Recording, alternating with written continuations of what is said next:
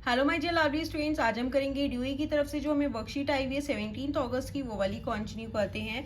ये जो है पाइथागोरियन ट्रिपलेट पे, ठीक है। देखिए क्या कह रहा है, यहाँ पे हमें एक राइट ट्राइंगल दे रखा है। आपको पता है ये साइन है, दैट इज ये क्या है 90 डिग्री है, और ये जिसपे 90 डिग्री का एंगल है ये क्या है हमारा परपेंडिकुलर होता है।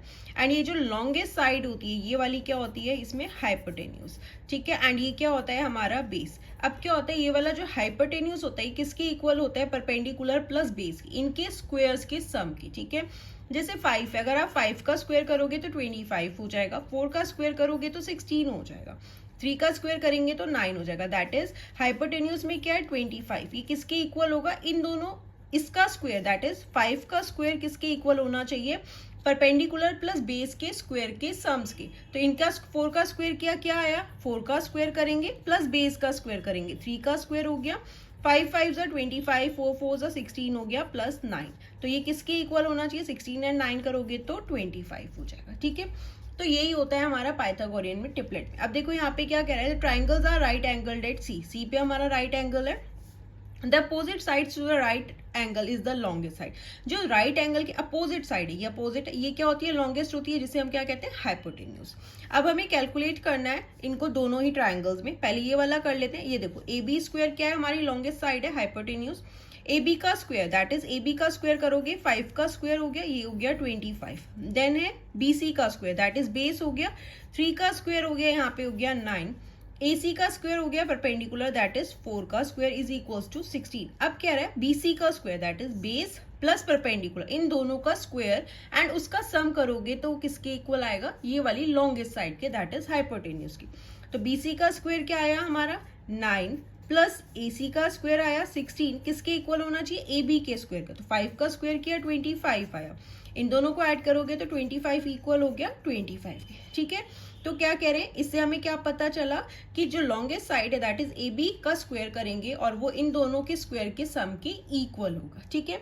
अब ये वाले ट्राइंगल का यहाँ पे कर लेते हैं। अब देखो ये हमारा परपेंडिकुलर है, 90 डिग्री का एंगल है, तो इसके जो अपोजिट साइड है वो क्या हो गई, हमारी हाइपोटेन्यूज हो गई। दैट इज ये वाली साइड किसके इक्वल होगी, इन दोनों के सम के स्क्वायर के, ठीक है। अब A B square, A B क्या है, ये हमारा ए बी है, 10 का स्क्वायर है, 10 स्क्वायर हो गया 100, इसी स्क्वायर दैट इज बेस हो गया 8 स्क्वायर, 8 8 हो गया 64। AC स्क्वायर, AC हमारा परपेंडिकुलर है दैट इज यहाँ पे क्या 6 यूनिट्स, ये हो गया हमारा 6 का square is equals to 36, okay. अब हमें क्या पता चलेगा, लॉन्गेस्ट साइड, लॉन्गेस्ट साइड क्या है, AB स्क्वायर किसके इक्वल होगी, AC स्क्वायर परपेंडिकुलर के स्क्वायर के प्लस BC बेस के स्क्वायर के, इन दोनों के स्क्वायर्स के सम के, ठीक है। ए बी का स्क्वायर क्या आया 100। अब ए सी क्या है, ये हमारा ए सी है, 6 का स्क्वायर दैट इज हो गया 36 एंड बेस है बी सी स्क्वायर 864। अब इन दोनों को ऐड किया तो क्या हो गया 100 हो गया। तो ए बी स्क्वायर किसके इक्वल आ गया, इन दोनों के स्क्वायर के सम के, ठीक है। तो ये हमें पता चला ये हमारे क्या है। अब ये जो तीनों नंबर्स है 10 6 8, ये तीनों मिलके क्या फॉर्म कर रहे हैं, पाइथागोरियन ट्रिपलेट फॉर्म कर रहे हैं, ओके।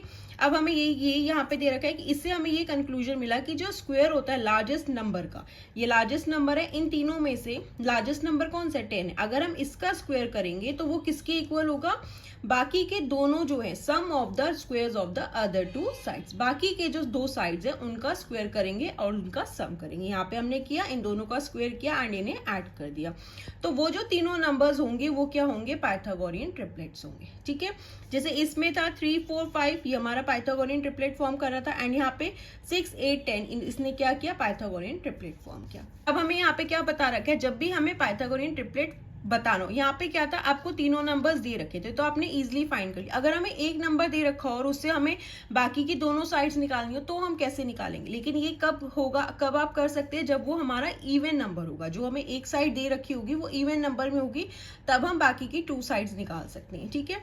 तो यहाँ पे वही दे रखा है। अगर देखो अब मैं ये वाला लेट्स ट्राई बताती हूँ। जैसे हमें पाइथागोरियन ट्रिपलेट निकालना है जिसका एक मेंबर 12 है, तो बाकी के 2 मेंबर्स इसके कैसे निकलते हैं, देखो इसके जो मेंबर्स होते हैं आप निकालोगे कैसे, एक हो गया 2m, दूसरा मेंबर होगा m स्क्वायर माइनस 1, ठीक है।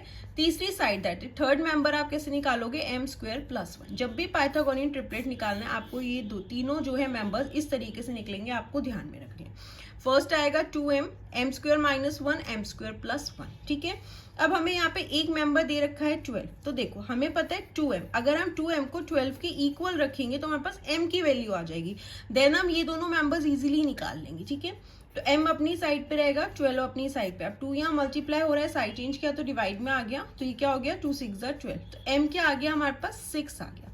नेक्स्ट मेंबर कैसे आएगा, m स्क्वायर माइनस 1, तो m क्या है 6 है, 6 का स्क्वायर किया माइनस 1, 36 माइनस 1 हो गया 35, ठीक है। नेक्स्ट कैसे आएगा m square plus 1, again m क्या है 6, 6 का स्क्वायर किया plus 1 is equals to 36 plus 1 is equals to 37।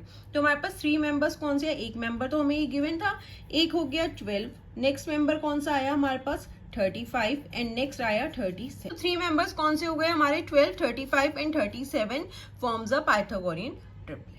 Okay students, बस आपको यहाँ पे ये ध्यान में देना है, जब भी आपको कोई एक मेंबर दे रखा होगा और बाकी के मेंबर्स हमें पाइथागोरियन ट्रिपलेट में फॉर्म करने हैं, तो आपको ये तीनों याद में रखने हैं, 2m, m square minus 1, m square plus 1, ठीक है। और ये कब हम कर सकते हैं, जब हमारे पास जो एक मेंबर दे रखा होगा वो इवन नंबर में होगा, जैसे यहाँ पे 12 था तो इवन नंबर में है, तो बाकी के 2 मेंबर्स हमने इजिली निकाल लिए। ओके, अब इस पे एक क्वेश्चन ऑफ द डे है, वो भी करते हैं, तो आपको ये वाला कॉन्सेप्ट जो है बहुत अच्छे से क्लियर हो जाएगा। ओके स्टूडेंट्स, एंड आप class 8 maths new NCERT rationalised syllabus के सारे चैप्टर्स के सॉल्यूशन चैनल की प्लेलिस्ट में जाकर देख सकते हैं, और अगर आपको कोई भी डाउट हो तो आप मुझसे कमेंट सेक्शन में पूछ सकते हैं। Bye bye, take care.